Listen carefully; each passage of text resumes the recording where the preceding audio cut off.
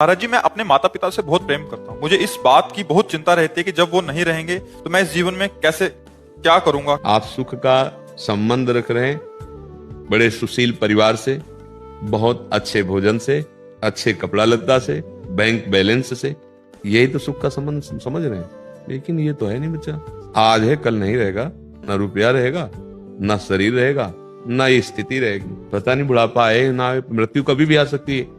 अगर उसमें हम विराजमान भगवान को देख के प्यार करें तो हमें रोना नहीं पड़ेगा, आनंद आ जाएगा। लेकिन हम भगवान नहीं देखे, माता पिता को भगवान नहीं मानते, शरीर मानकर प्यार कर रहे हैं, तभी चिंता हो गई कि अगर पधार गए तो।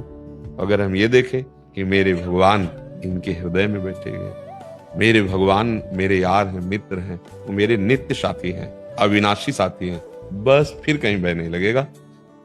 भगवान के नाम में, रूप में, लीला में, धाम में जो सुख प्राप्त होता है वो अविनाशी सुख है। भगवान का आश्रय, श्री हरि का आश्रय, उनका नाम जब, तो आप निहाल हो सकते हो, दूसरा कोई उपाय नहीं। और ये तो पक्का ध्यान रखो कि तुम्हारा भी शरीर जाएगा, तुम्हारे संबंधियों का भी शरीर जाएगा।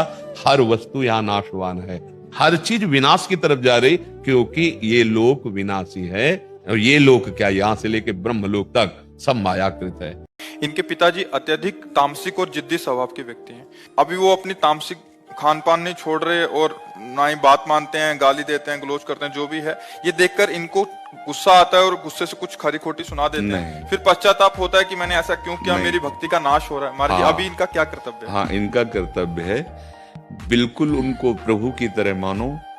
वो जैसे भी बर्ताव करें उस पर आपको नहीं देखना। आप चरण दबा रहे हो और वो आपको गाली बक रहे हैं, आपको बिल्कुल चुपचाप, आपके सारे कर्म बंधन नष्ट हो जाएंगे। इस समय आपकी परीक्षा का समय है। आज अगर आप अंतिम सेवा कर ले गए उनकी, तो ऐसी यज्ञ हो गई जो अश्वमेध यज्ञ, राजसी यज्ञ से भी बढ़कर है। माता पिता भगवान का स्वरूप है। चार लोग उनसे मिलने जो आएंगे तो तुम्हारी निंदा करेंगे। तुम चाहे जितनी सेवा करो तुम्हारी निंदा करेंगे। ये ऐसा, वो भले अपनी संपत्ति किसी को दे भी दे तो भी हाथ नहीं उठाना। आपको बस ऐसे सेवा करनी, अपने कर्तव्य की तरफ देखकर, उनकी तरफ नहीं। अपने पिता में भगवान को देखो, वो गाली दें और उनकी सोच फेंकना पड़ेगा, उनकी ये सब मलमूत्र फेंकना पड़ेगा। बहुत धैर्य पूर्वक, इतनी बड़ी पूजा हो जाएगी प्यारे, हमारी बात समझ लो कि वो साधना कभी जीवन में कर नहीं सकते जो तुम्हें वो फल मिलेगा। उनके हृदय में बैठा भगवान है। ये बाहरी माया का नाटक है।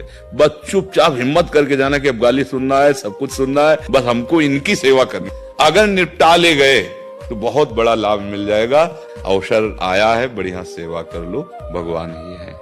माँ का एक प्यार है, माँ का एक अपनापन है, उसको प्रणाम करो। और उत्तम बात यह है कि यदि बन सके तो उनकी सेवा करता रहे और फिर भजन करता रहे।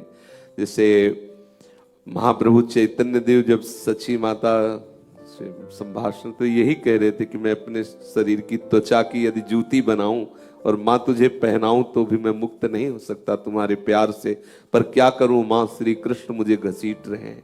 अब मैं श्री कृष्ण के बिना नहीं रह सकता। जब तक ऐसी स्थिति ना हो तब तक माँ और पिता, इनकी आराधना करनी चाहिए, सबको करनी चाहिए। सच्ची मानी भगवान ही इनके रूप में है। इनका प्यार, इनका दुलार, इनका आशीर्वाद।